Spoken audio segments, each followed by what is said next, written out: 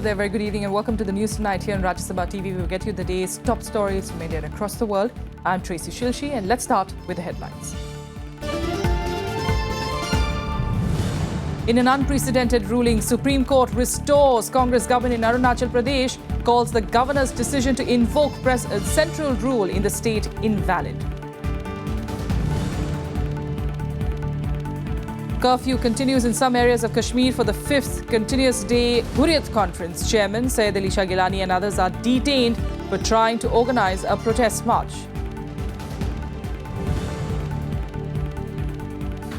Union Cabinet decides to skill 1 crore young people in the next 4 years.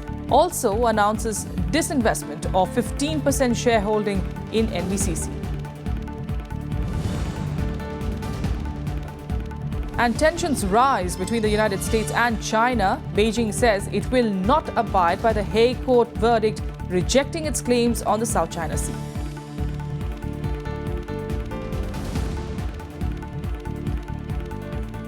Top story this evening, the Supreme Court today restored the Congress government in Arunachal Pradesh, calling all decisions taken by the Assembly after the 9th of December last year invalid. This, in effect, brings ousted Chief Minister Nabam Tuki back in office. The Congress and the opposition welcomed the verdict, but the Congress, having just 26 MLAs now in the 60-member Assembly, the Assembly, in fact, could take up a floor test soon. The Supreme Court on Wednesday ruled that central rule imposed by the Narendra Modi government in Arunachal Pradesh was illegal. A 5-bench constitution bench also unanimously restored the Congress government in the state. It quashed the governor's orders that advanced the assembly session from January 14th to December 16th last year. Supreme Court has quashed all the notification of 9th December issued by the governor and also has restored status quo ante as on 15th December. That is when Nabam Tuki was the Chief Minister. The top Congress leadership welcomed the order, thanking the court for supporting the cause of democracy. Reinstated Arunachal Pradesh Chief Minister Nabam Tuki called the judgment historic. The Supreme Court's verdict today is a historic verdict, and this will pave way for whole of the states in the country to protect the healthy democracy in the country.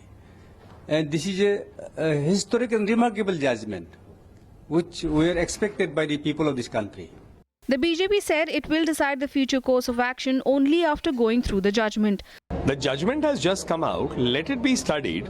A structured response after that will be possible, because there are various aspects that need to be seen with regard to the disqualification of the MLAs, with regard to the government formation that took place subsequently.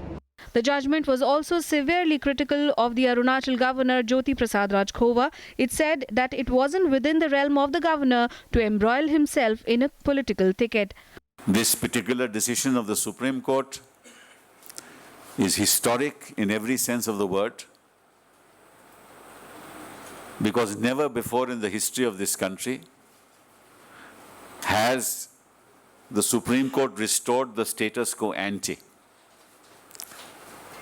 having struck down the actions of constitutional authorities by using unconstitutional means to bring down governments.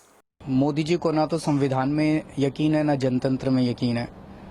वो जिस तरह से तानाशाही से इस देश को चलाना चाहते हैं, विपक्षी सरकारों को तोड़ रहे हैं, विपक्षी सरकारों को गिरा रहे हैं, संविधान के विरुद्ध काम कर रहे हैं, विपक्षी सरकारों को चलने नहीं दे रहे हैं।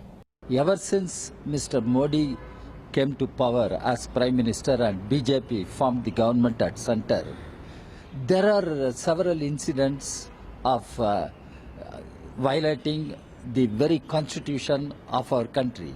Responding to the verdict, current Chief Minister Kalikho Pul said he will file a review petition. But striking a defiant note, he said the government is formed on the basis of numbers. Pul became Chief Minister after getting the backing of 40 MLAs, 27 of whom are from the Congress, 11 from the BJP and 2 independents. We are waiting for the Supreme Court order. So once we receive the order, we will consult with the constitutional experts and the legal experts and we will plan accordingly. Okay? The Congress government was dismissed in an assembly session called in December by the governor a month in advance after 21 of the 47 Congress lawmakers rebelled against the chief minister. Amid Congress protests, the centre imposed president's rule in the state. In the special session attended by 20 rebel Congress MLAs, 11 BJP MLAs and 2 independents at a community hall, the impeachment motion was passed and Kaliko Pul became the new chief minister. Bureau Report, Rajya Sabha TV. We'll keep an eye on developments there. Meanwhile, in Kashmir, normal life was affected for the 5th day in a row due to a strike called by separatist groups in the valley. And the death toll in the clashes between protesters and security forces has now climbed to 35 in the state. The police today detained Hardline Hurriyat Conference Chairman Sayyid Ali Shah Gilani and other leaders in the Haidarpora area of Kashmir. Gilani, who's under house arrest, was trying to plan a protest march in the downtown area of the city. Meanwhile, curfew was in force in some parts of Kashmir, including Pampore and Kupwara towns. Mobile internet and train services are still suspended in the state, while mobile links have been snapped in Kupwara. At various places in the valley, protesters clashed with the police and pelted stones on security forces. कुछ ऐसे उनसर हैं जो यहाँ अमन बिगाड़ना चाहते हैं, जो यहाँ के हालात खराब करना चाहते हैं, उनकी उन बातों में न आके बल्कि इन शहीदों का सबसे बड़ा खराज अकीदत ये है कि जो इन्होंने हमको दिया उसको हम संभाल सके. Opposition parties also blamed the Mehbooba Mufti government for failing to assess the situation. या तो मौजूदा हुकूमत ने लापरवाही की, उन्होंने बुरहान के मरने के बाद असेस नहीं किया पूरी तरह से कि क्या हालात बनेंगे, या असेस करने के बाद हालात के लिए वो उन्होंने तैयारी नहीं की, क्योंकि दोनों में से कुछ ना कुछ तो सही है. It was the 5th day of protests in the valley that broke out after the killing of Hizbul Mujahideen commander Burhan Wani on July 8th. Bureau Report, Rajya Sabha TV. In other news, the NDA government today approved a proposal to impart skill training to 1 crore persons under the Pradhan Mantri Kaushal Vikas Yojana. The measure will cost an estimated 12,000 crore rupees in the next 4 years. The Modi cabinet also approved a decision to undertake 15% disinvestment in NBCC. The cabinet today has taken a very historic decision whereby 1 crore young people are going to be skilled in the coming 4 years at an estimated cost of 12,000 crores. इसमें 60 लाख नौजवानों को, नए नौजवानों को training दी जाएगी और 40 लाख वो होंगे जिनके पास कोई नॉन फॉर्मल अनुभव है, ट्रेनिंग है. This scheme will be completely aligned to common norms that have been notified earlier. In the cabinet meeting on Wednesday, the Cabinet Committee on Economic Affairs also approved 15% disinvestment in NBCC. The Cabinet Committee on Economic Affairs today has decided to disinvest 15% of paid-up equity of National Building Construction Corporation out of the governments of India's shareholding of 90%. The government hopes that an estimated receipt of 1,706 crores is likely to come from this. The cabinet also approved the revival of defunct fertilizer units in Gorakhpur, Sindri and Barauni, an extension of facilities such as opening of bank account, issue of PAN card and driving license to persons from minority communities staying in India on long-term visas.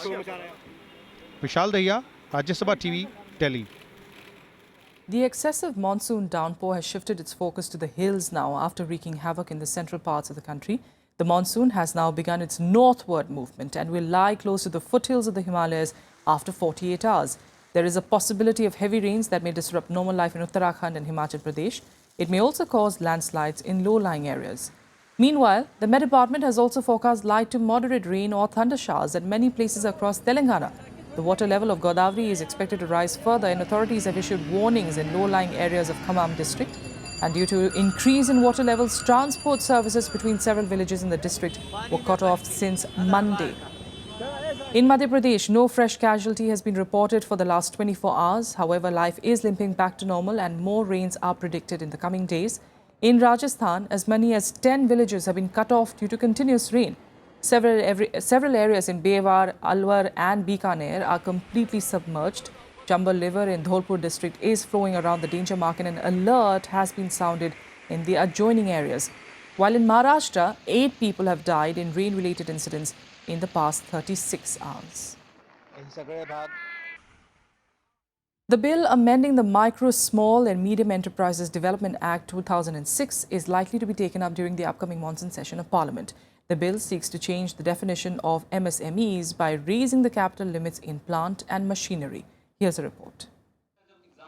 As inflation soars to a new high, the government plans to revise the investment limit for micro, small and medium enterprises through an amendment bill in the monsoon session. The bill suggests doubling the capital ceiling for micro enterprises from 25 lakh rupees at present to 50 lakh rupees. Similarly, for small enterprises, it proposes to hike the limit from 5 crore rupees to 10 crore rupees. The bill also suggests tripling the capital ceiling for medium enterprises from 10 crore rupees to 30 crore rupees. Due to price rise, this limit will be very useful, and we are trying that it should be passed by the Parliament, and in small and micro and small units should be benefited. The MSME amendment bill was introduced in Lok Sabha in April 2015, but is pending since then. Experts say steep inflation and the dynamic market situation accentuate the need to periodically revise the criterion of investment of MSMEs. We were very happy when it was announced last year, but it is still stuck. This is unfortunate, and hopefully, we hope that this should happen in the current session, monsoon session. This would help the MSME, the limits which are proposed to be revised. This would help them to grow. The existing investment limits were prescribed in 2006. Since then, there has been a significant increase in the price index and input costs. The bill also seeks to empower the central government to revise the investment limits through a notification. MSME sector accounts for more than 80% of the total industrial enterprises in the country, 40% of the total manufacturing output and 45% of the total exports. It also employs more than 6 crore people, and the amendment bill is expected to provide much needed impetus to the MSME sector. Reporting from Delhi with camera person Vivek, I'm Kriti Mishra for Rajya Sabha Television. And now let's take you through some more updates from across the country in Nationwide.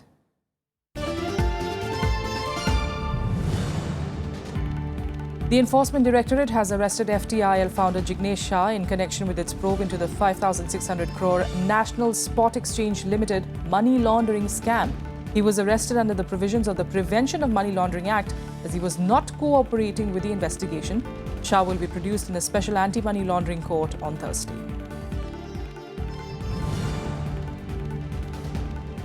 The Delhi High Court has asked Chief Minister Arvind Kejriwal to explain the meaning of a word that he allegedly used to describe policemen. The court exempted him from personal appearance before the trial court in a criminal defamation complaint filed against him by a constable.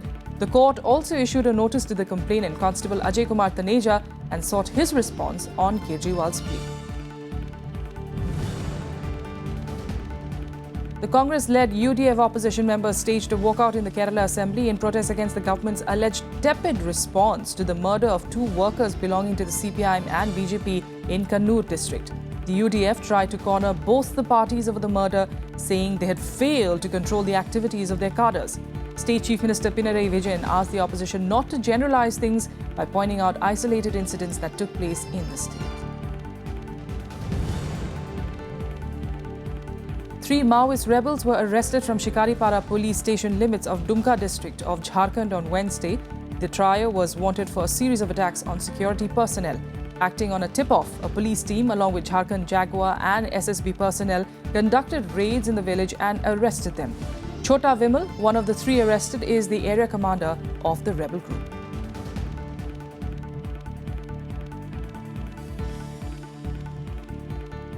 With a quick break here, we'll be back with the international news in a bit. Stay with us.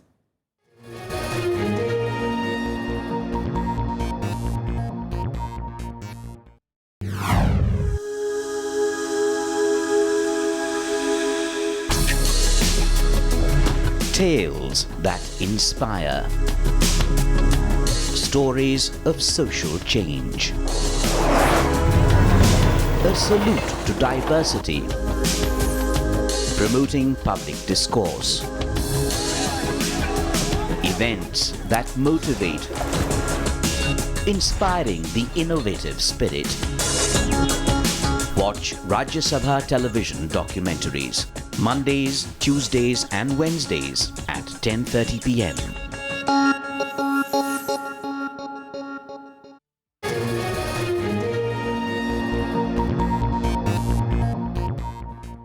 Welcome back. Let's get you more news now. And Vice President Mohammad Hamid Ansari will be in Mongolia starting Thursday to attend the 11th Asia-Europe meeting, or ASEM.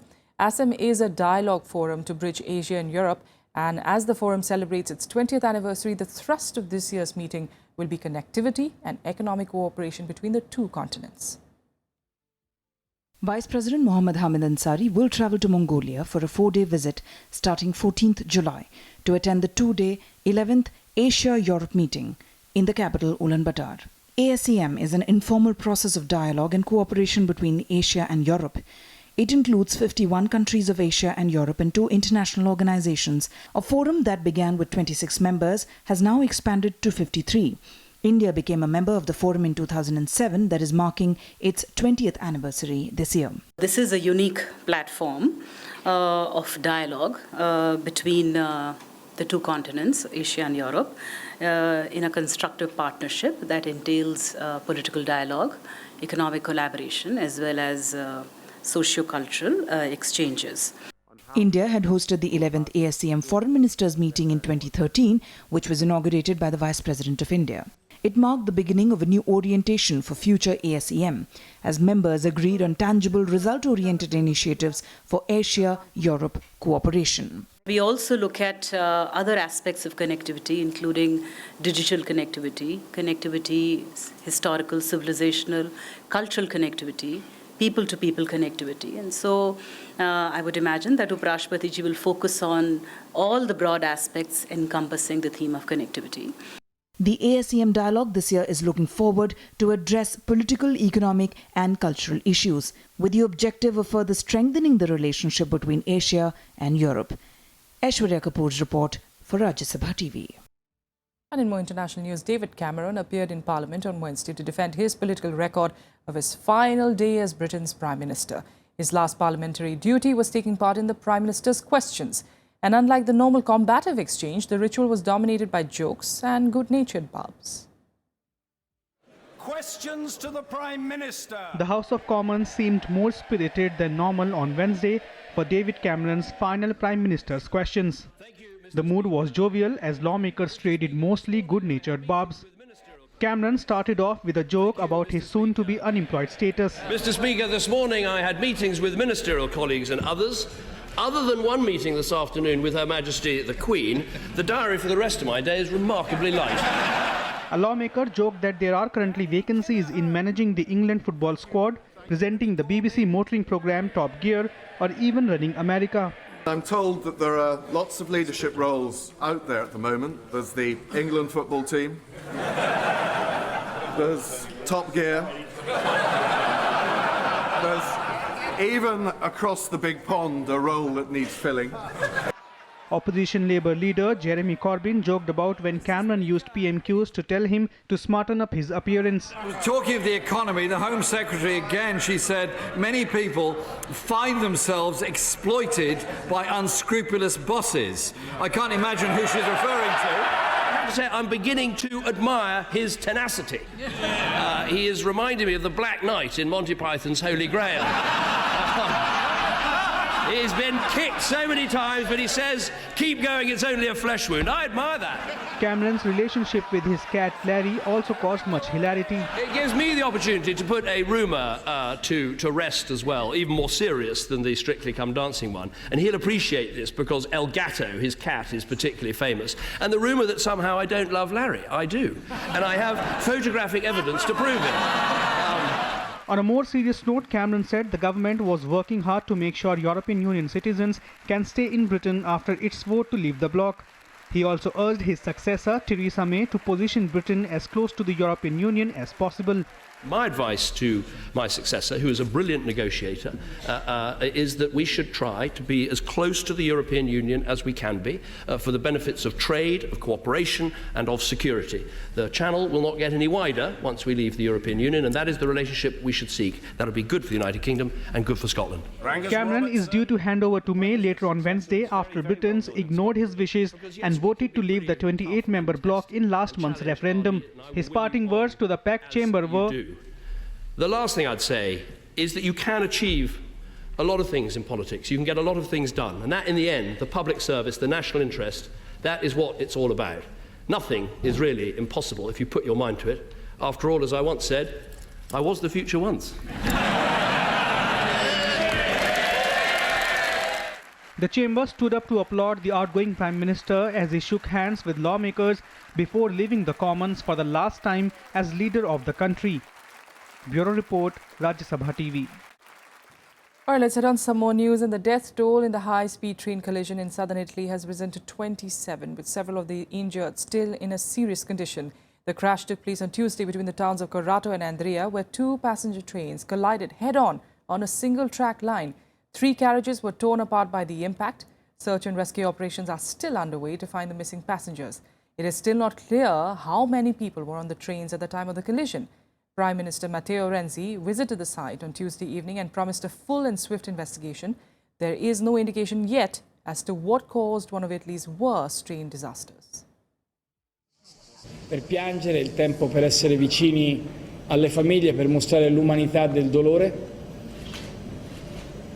Nei prossimi giorni ovviamente continueremo a seguire, chiedendo che sia fatta, come è doveroso che sia, chiarezza su ciò che è avvenuto, che siano individuate le responsabilità. Meanwhile, tensions continue to rise between the world's two superpowers, the United States and China, over an international tribunal's ruling on the South China Sea dispute. Beijing maintains that it will not abide by the verdict, calling it a farce. The UN and India, though, join other countries in urging calm in the region. China has reacted furiously to Tuesday's decision of the UN-backed International Court insisting on its historical rights over the South China Sea, while launching a volley of thinly veiled warnings to the United States and other critical nations.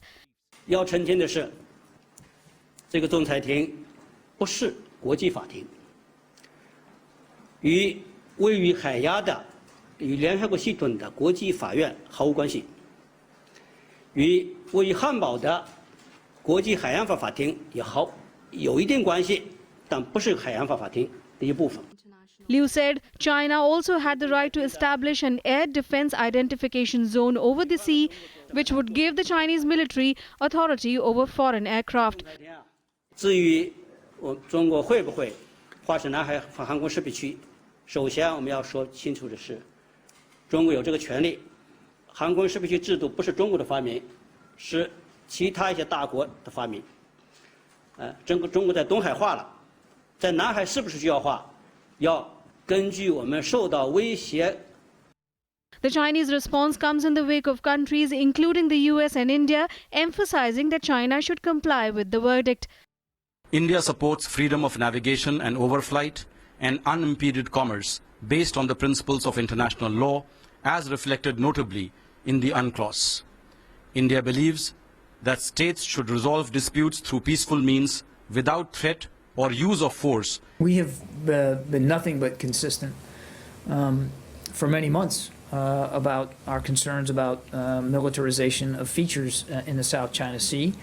We have seen some signs in recent weeks that some of that activity continues, and we have been, again, very consistent, very clear with our Chinese counterparts. The Secretary General has consistently called on all parties to resolve their disputes in the South China Sea in a peaceful and amicable manner through dialogue and in conformity with international law, including the UN Charter. It remains important to avoid actions that would provoke or exacerbate those tensions. Tensions in the South China Sea have already spiked after the verdict. China launched naval drills in the northern areas, while the US Pacific Command said it had deployed an aircraft carrier for flights to support security in the sea. Bureau Report, Rajya Sabha TV. And now let's get you more updates from across the world in Global Buzz. US President Barack Obama urged countrymen to rise above racial divides while calling for understanding among all races. Obama was addressing an emotional memorial ceremony for the 5 police officers who were shot dead in Dallas in a racially motivated attack last week. Obama said that it was time for the country to start having uncomfortable conversations about race, as he admitted that bias remained a persistent national problem. South Sudan's vice president withdrew troops from the capital city of Juba as a ceasefire entered its 3rd day. The vice president, Riek Machar's spokesperson, said that he was not planning for war. Both sides fought street battles during a 5-day period in which hundreds were killed. A ceasefire was reached on Monday.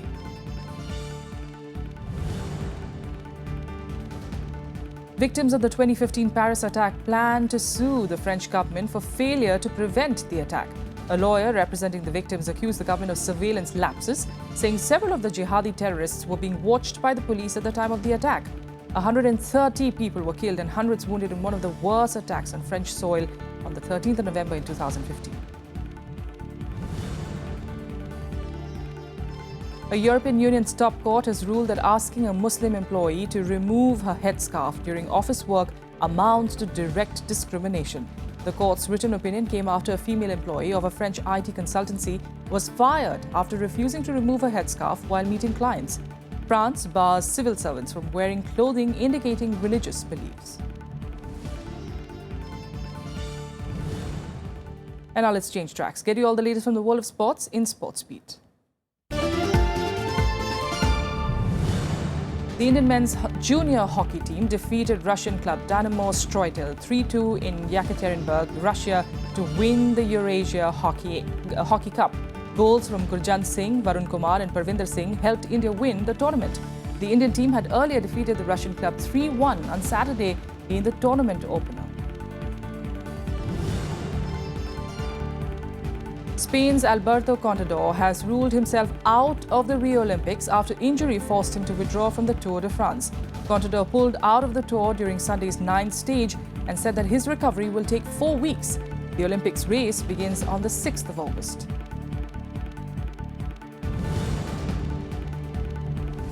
"13 official posters for the Rio Games were unveiled at a scenic exhibition at the New Museum of Tomorrow in Brazil. These posters aim at representing the diversity of Latin America's largest nation. The collection was created by 12 Brazilian artists and a Colombian. And the Brazilian government also released additional funding to beef up security ahead of next month's Olympic Games. Sports Minister Leonardo Picciani said that the armed forces would get an extra $24 million to help them meet security needs. The military would begin patrolling sports venues from the 24th of July. More than 80,000 police and soldiers will patrol the streets of Rio for the duration of the Games.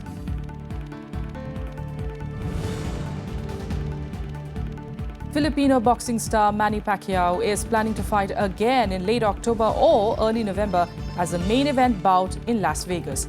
His promoter, Bob Arum, said that the former welterweight king will headline in Las Vegas on either the 29th of October or the 5th of November, as long as it does not clash with his Senate duties in the Philippines.